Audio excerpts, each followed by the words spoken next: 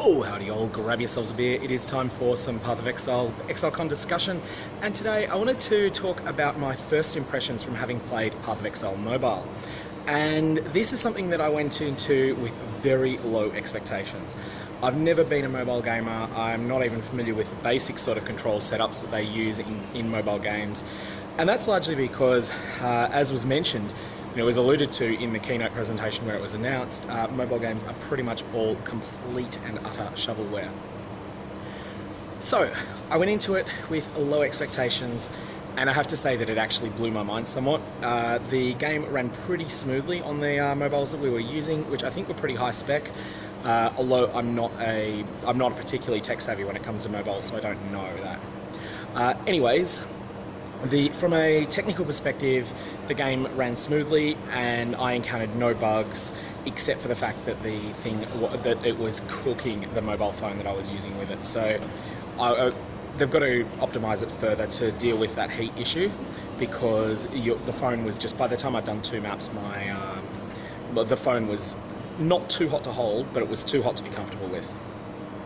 The core gameplay design seems to be I think you start as a level 30 character. That may be that may just be the way that it's set up here, and you then go and go straight into tier 1 maps, which are level appropriate at tier 30 for a level 30 character. You have 4 skills that are available with your right thumb, and you have movement that's available with your left thumb. Controls were fairly intuitive there. And you can also press and hold your character to bring up a 4-way menu that brings up 4 more skills that are harder to access in a pinch. Flasks are really clunky, really clunky, and I found myself primarily using a life flask and nothing else. I did occasionally try and use a Quicksilver, but I found that the life was too needed. The core gameplay seems really smooth though. Like, I was just running around as a pre-built character where I was a witch that had Orb of Storms, Arc and Fireball as the primary skills that you were using a lot.